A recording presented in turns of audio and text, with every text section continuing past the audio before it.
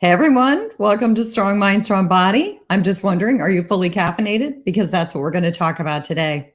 I'm your host, Angie Miller, and we are going to talk about to caffeinate or not.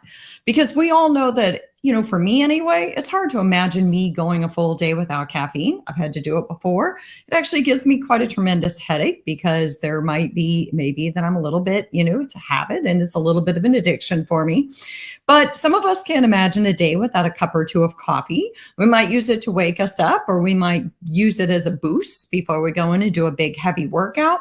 But when it comes down to it, I think there's still a lot of confusion about caffeine and how much is too much and some of the other questions that we all want to know. So today I brought a very interesting guest. His name is John Salak, and he is an award-winning journalist. He's also host of a podcast called What the Health.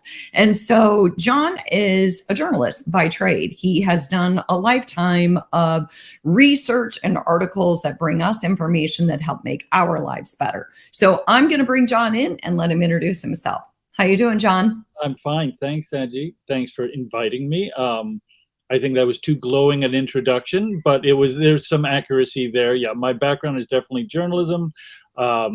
We started What the Health really off our other company, which is Well USA, which is a site that deals with health and wellness information, and it's all done by reporters. These are not blogs. This is not somebody's opinion. We cover a range of topics, including caffeine and including coffee, and is it good for you or not? And you're right, it is. There's a lot of confusion because it's not a simple answer, and it's not a clear answer, and it really depends on circumstances. Right. Well, and I think that I've read a lot of your stuff on, a lot of the stuff that you've written, and I like your podcast. And so let's kind of deep dive into this whole caffeine thing. And just so that we make it clear to everyone, we're not just talking about coffee. I know that when I think of caffeine, I think of coffee because I'm not an energy drink person. But I have discovered recently those Celsius drinks, those are pretty tasty. But I'm not doing a plug for them. I'm just saying they are kind of tasty. Don't know whether they're good or bad, but let's kind of talk about that. So, John, why don't you do this? Kind of give us a lay of the land. What is caffeine? Because it's not just coffee. You're right. Caffeine is a drug. There's no other way around it. It's a drug. Of course, our diets are filled with drugs. And I'm not talking about psychedelic drugs, prescription drugs.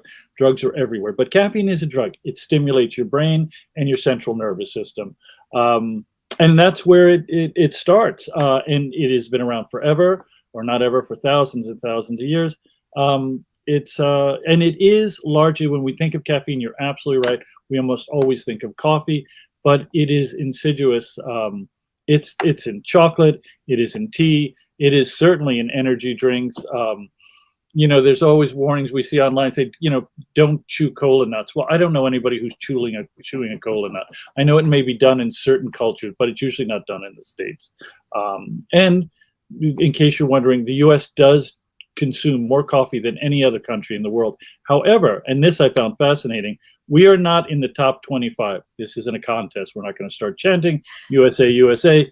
But per capita consumption, America only ranks 25th in the world, which is, I found fascinating when I first pulled that nugget out.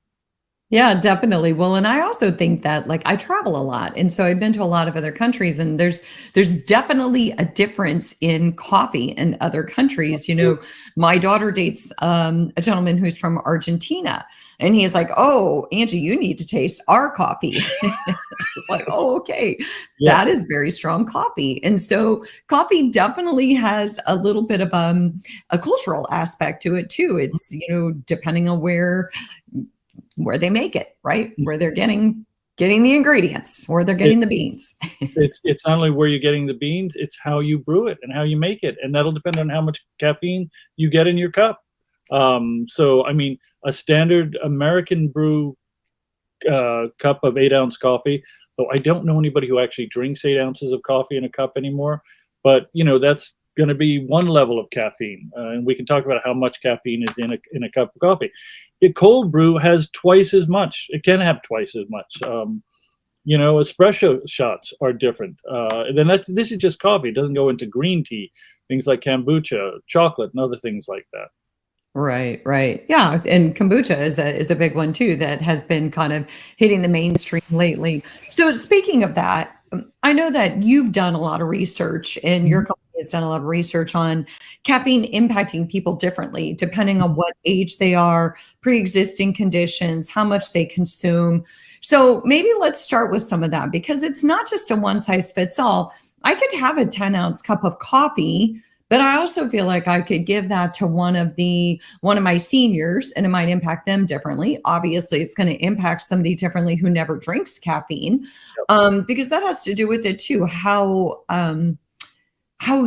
used to how about our body is used to caffeine, so to speak, I right? think there's two issues, and you've hit on it. One is, are you used to caffeine? Because I remember this was a million years ago when I first started drinking coffee. Well, if I had 3 or 4 cups of coffee, definitely affected me differently than it does now.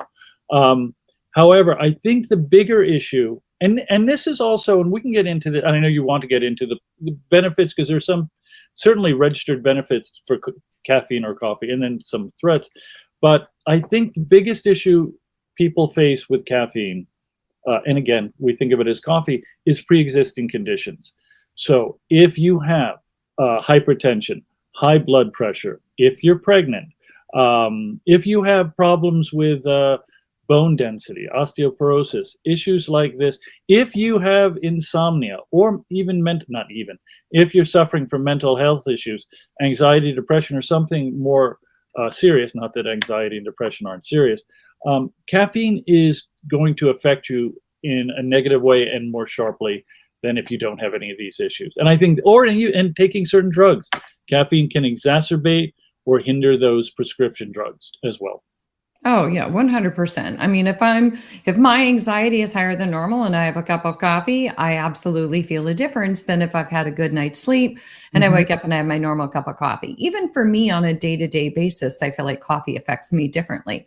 Has to do a lot with my mood state. It has to do a Absolutely. lot with my how much sleep I got, right? Mhm. Absolutely. Absolutely. Yeah. So the pre-existing conditions and then also how much they consume. You gave us some interesting stats about consumption, coffee consumption. Right. And I know you threw a few out there. Do you have any other stats like us compared to other countries Sure. or maybe stats about what we consider a cup of coffee? Because you kind of brought that up and it's so Right. funny because This is fascinating. I love this stuff. It's fascinating. So, and this is the old journalist in me coming out. We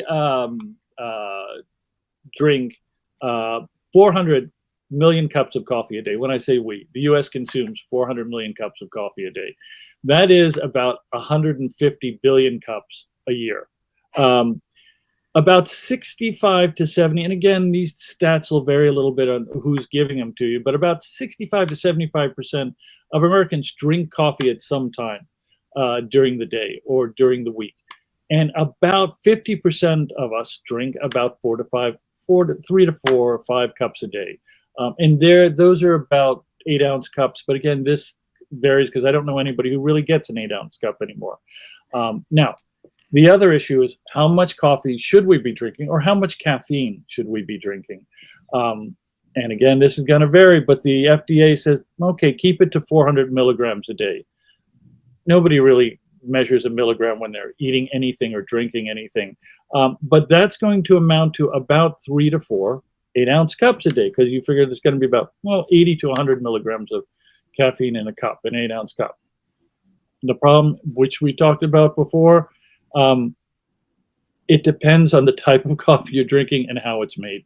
So if you drink an 8-ounce cup of regular coffee, sure, that's a benchmark. That's 100 milligrams. You drink cold brew, that's going to be twice as much. 2 shots of espresso, you're at 120, 140 milligrams. And if you're like me and you do 2 double shots of espresso in the morning, even if it's an Americano, you're at 250, 300 milligrams of coffee before you waddle out to your barn office, right. So that all impacts where we go. And if you're wondering who drinks the most coffee in the world, it's the Finns per capita. They drink about 10 cups of coffee a day. A lot of Scandinavian countries are up there as well. And aren't they also some of the most uh, promoted as some of the most joyful or happy countries? Is it? Well, if we look at the top 10, yes, the Finns are. Sweden is up there. Switzerland is up there. Now, and I don't say this lightly, a lot of the Scandinavian countries, and we can talk about some of the risks of this later, also have some of the highest suicide rates. I am not equating one to the other, but there's Right. certainly studies that equate coffee. And again, this is the problem with the research. One study will say one thing, another study will say another, and it's maybe based on pre-existing conditions. So that, that does factor in to that. Right. Well, it's kind of like it's like alcohol. If you ask somebody, we always have to do intake questions as a clinician, and we ask about alcohol consumption, and we have to be very specific because I could say, how many glasses of wine do you drink, or how many alcoholic beverages do you have a day? Well, everyone has a different idea of consumption. They could be going to a brewery where they're doing a flight where it's teeny tiny, or they could do a 12-ounce right jug of beer. So exactly. Or you could be hanging out with your old college friends and assume you're 20 again, and you're into your fourth bottle of wine at an Italian restaurant in Milwaukee, right? So but you're not doing that every day. Right, precisely. So, we also drink energy drinks, and I think that's a big one. I think that sometimes people don't always put together. They're not just consuming coffee, they're also consuming energy drinks, chocolate, all those other things. So let's go into energy drinks, some kind of interesting statistics about that, because we have definitely in our society, I feel like we just keep coming up with more and more ways to give everybody that lift that they're looking for throughout the day. Yes, absolutely. So if we're talking about energy drinks, and this can vary, like a 5-hour, and again, you have all of these major energy drinks from Monster to 5-Hour Energy to, I'm trying to remember some of the other ones here. Oh God, there's a ton of them, but let's say 5-Hour Energy, that's going to give you on roughly about 200 milligrams of coffee. That's a standard 5-Hour Energy drink. If you do extra, I didn't even know they had an extra, that's going to push it up to about 250 milligrams.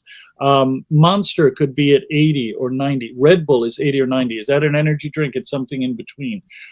But you're right. It's everywhere. And we've talked about this. We think of caffeine, we automatically go to coffee, but it's in energy drinks, it's in chocolate, it's in tea, it's in a lot of elements like that. And if you're mixing energy drinks with liquor or something like that, you have another whole element to bring in. So none of this is really simple, and it's so entwined. And again, it depends on pre-existing conditions and where you are in your life too. Right. What's happening with your life at the moment. Right. 100%. Because like I said, I think it has a lot to do with mood state. I think that a lot of things have to do with mood state. And that also affects how we metabolize and how we navigate our day, because our emotional energy is as important as our physical energy and how, our level of stress. So let's kind of go to the positive. What are some of the benefits of, let's just say, coffee in general? What are some of the benefits of us drinking it? Coffee, because that's really what, again, there are benefits that are studied and identified, and then they sort of say, okay, you're going to get this benefit if you drink this much caffeine or you consume this much caffeine, and then they automatically say, okay, that much caffeine is 2 to 4 cups a day, depending on what it is. Again, studies are going to vary. I'm sorry, I didn't mean to move too close. Studies are going to vary, but there are studies that point out, and I'm not promoting our site, but all of these are linked in, and I always advise people do your own research, but you can find these out. It can lower the risk of dementia. Especially one study pointed out it lowered the risk of dementia in women over 65, and that's about 2 to 3 cups a day. Is it brain flow? Again, all of these studies seem to indicate a correlation. They're not always 100% sure why it is happening. Because if we think of caffeine and we think of it in coffee, coffee has over 100 other biologically active ingredients that may be presenting other benefits than we may first realize than directly from caffeine. But it can certainly, there's signs that say it'll reduce dementia or reduce the risk of dementia in women over 65. Certainly it will do it for men as well, but there's a greater return for these women. Drink caffeine and you're more pumped up, you're obviously going to be able to work out more effectively. Again, there's a correlation between drinking caffeine or consuming caffeine in coffee or energy drinks, working out longer, and then showing greater upper body muscle development. Is that directly related to the caffeine or related to the boost you get from it? Probably. Again, now we had talked about suicide before. Harvard put out a study that said for younger people, people under 50, 2 to 3 cups of coffee today reduce their risk of suicide by 45%. Is that because it's linked to a boost in your endorphins that make you feel better for that period of time? Is it that you're more productive, during those, and because you're more productive, you feel better about yourself, you're less likely to go into a downward mood string. It's possible, but they see the correlations. So something occurred to me there, but before I give you that thought, I just want to reintroduce you. So my name is Angie Miller, and this is Strong Mind, Strong Body. I'm talking to John Salak, and he's an award-winning journalist. He is also the host of What the Health podcast. And John's done a lot of research on coffee and caffeine, so I thought it'd be interesting to have him come on and talk about some of the studies and what they're saying about this.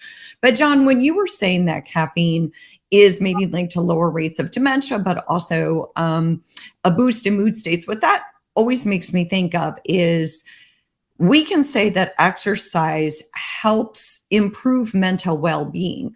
We can't say there's a direct correlation between if you exercise this much, you will lower your rate of depression this much. But the idea is that exercise improves mood state, which then improves feelings of well-being, which lowers rates of depression.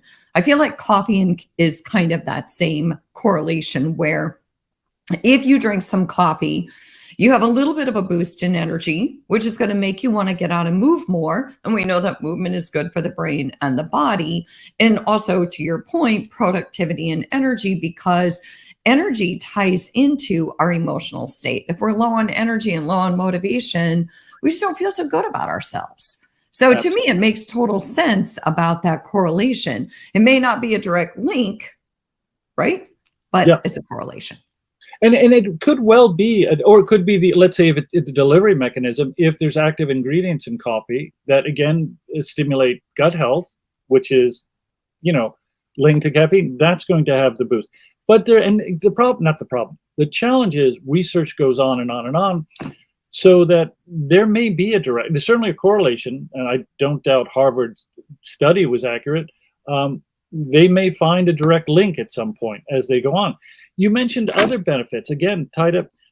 In certain cases, caffeine has been shown to have a correlation to a lower risk in liver cancer. They are not sure why, because we can talk about risks in a moment. There's also a greater risk of certain cancers by consuming too much caffeine. And there was another very fascinating different study, that consuming 2 to 3 cups of coffee a day for older individuals, and we're talking 50, and 50 is not old, but older individuals increase their chances or increase their longevity outlook by about 12%. Again, I think it's pre-existing conditions, because you could take that, I believe, and I don't have the study, I didn't do the study, I believe you could take the same group of people who had pre-existing conditions that may be more susceptible to the risks of caffeine and coffee, and that's going to create problems or potential problems. Well, I think too that when it comes to anything, coffee, anything that we consume, I think it comes back to how well do you know your body and how much are you paying attention? Because again, like I said, coffee impacts me differently depending on where I'm at in my world, so to speak, and what my mood state is and what my sleep is and what I'm looking for. And I can always tell if I overdo it because I start to get a little jittery. And the other thing that's interesting is, for instance, my husband, he's dead set on if it's past 2:00, he won't touch coffee. My sister, on the other hand, I have 4 sisters. I have a sister who will go out to dinner. It could be 8:00 and she's drinking 3 to 4 cups of coffee and she sleeps like a baby. And so absolutely no impact on her whatsoever. So people just metabolize it differently for different reasons. And even if you don't have pre-existing conditions, I do believe age plays a part, because I used to drink coffee with dinner when we'd go out all the time. Maybe not 3 or 4 cups like your sister, but I would certainly have a cup of black coffee after dinner if we were out, and we always tend to go out later anyway. So it might be 9:30, 10, 10:30, whatever time we were finishing dinner. and it didn't affect me. I'm a little more guarded now about drinking coffee at 10 or 10:30 than I was 10 or 15 years ago. Is that an age factor? Is it something else? I have no idea. But there, that's registering, as you say, your own body, or monitoring your own body. So Right. Right. I think so. I think we have to be very self-aware. So, John, let's talk about some of the signs and symptoms that we know we've had too much. Because it's not so much of what does the study say that you've had too much, but how do you know personally that you've had too much? I get jittery. I start Yep. to get anxious. My thoughts start to go blah, blah, blah, all over. Right. What are some of the research signs and symptoms that you could say to your client, a trainer could say to their client, okay, it's different for everyone, but you know you've had too much if. I think certainly jittery, and those are classic from research studies. Anxiety, certainly one, jittery anxiety. Headaches. Headaches is a key that you had too much coffee, or can be. It could be other reasons, and that's because caffeine affects blood flow. It dilates your blood vessels. It can play havoc. Again, it's too much of it. You can't sleep. That is an issue.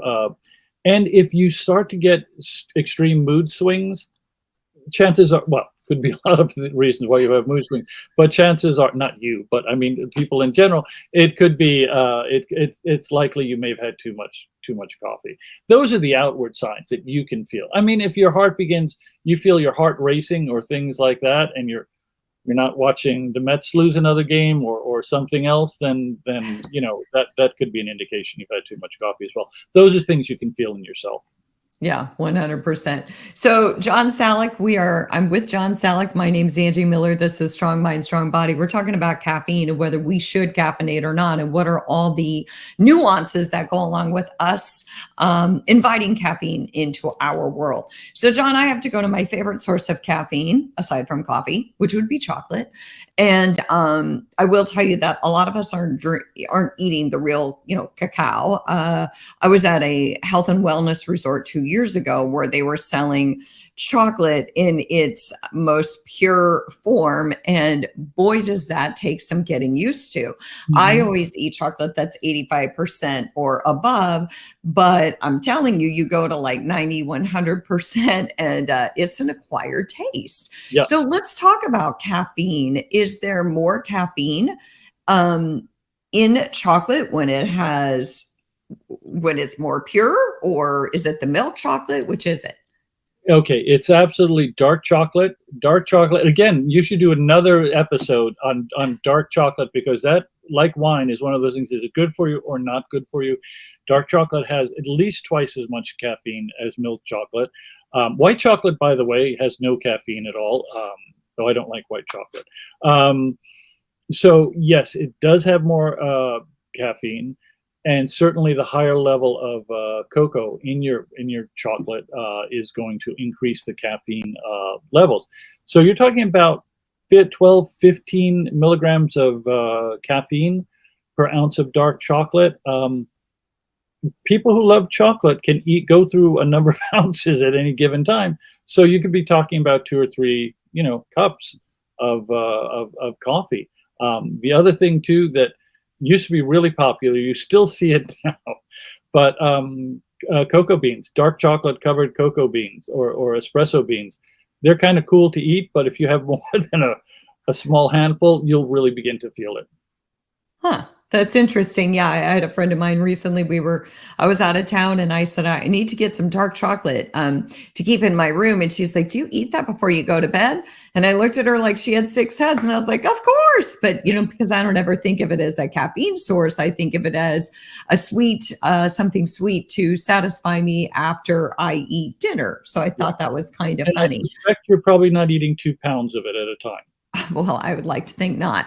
A couple squares, maybe. Right. So, John, before we close up, I do want to kind of give all of our listeners so that they can give their clients some tips. Or what are tasteful alternatives for people who want to cut back on caffeine? Yeah. What are some good? I love it, but I need to cut back.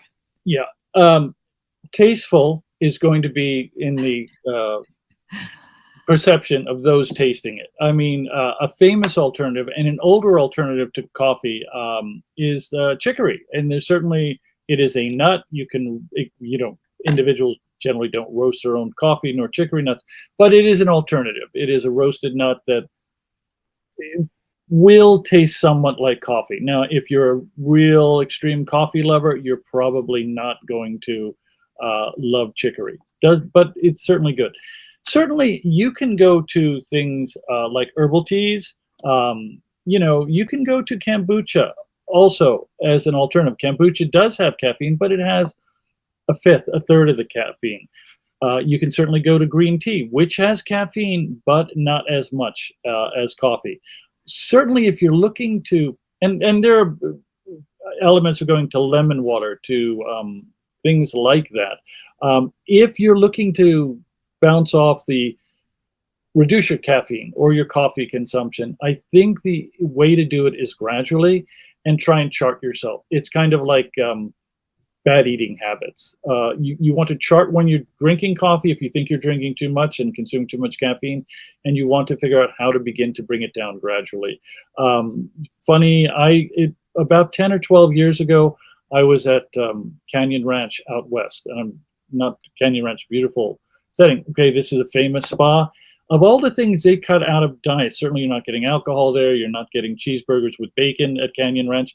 They didn't cut out coffee or tea because over the short term, the impact on their guests would be too great, so they couldn't receive the other benefits, meaning headaches, withdrawals, that sort of thing. So you really have to do it gradually. And I thought that was fascinating. I assume they still do it, though. Again, I haven't been back to Canyon Ranch in a decade. Yeah, that's interesting. I was at Rancho La Porta when I was having, the pure cacao, and also they too were serving coffee and so forth. And I think that's true, because the going off of it, I think with anything, just like getting off of medication or, like you said, cleaning up your diet, we have to do things gradually, because Right. the adverse effects, people would be miserable if they're at a health and wellness ranch and they're used to drinking 6 cups of coffee a day, and all of a sudden there's nothing available. You get a So massive headache. It yeah. is almost like anything else, alcohol, food. Moderation is the key in balance. And that's sometimes hard, but that really is the balance. I don't think people, unless you have a pre-existing condition, high blood pressure, extremely high blood pressure, hypertension, certain pregnancy, not a pre-existing condition, but a condition, that moderation in coffee, I think is probably fine. Again, according to our research, I don't blog, but according to our research, moderation is really the key. If you're drinking a couple cups a day, I think you're fine, and you may benefit from it in a lot of ways too. And it Right. tastes good. Well, absolutely. So I want to, John, before I close up, I do just want to kind of share with all of our listeners who, all of you coaches, trainers, all of you interested in fitness. The reason why I really wanted to present this episode is because I think there is a lot of confusion about caffeine, and it isn't a one size fits all. It really depends on who you are, what your conditions are, what your age is, and how it impacts you. And I think it's about listening to your body and helping your clients listen to their body, and then individualizing your decisions based on not just what the research says, but the impact on you. So, John Salak, thank you so much for coming on the show. And for those of you, again, who want to connect with John, he hosts a podcast called What the Health. And he's done a lot of work as a journalist, and has a lot of information out there. So, John, thank you for joining us. And thank you to all of our Strong Mind, Strong Body listeners. We'll see you next week.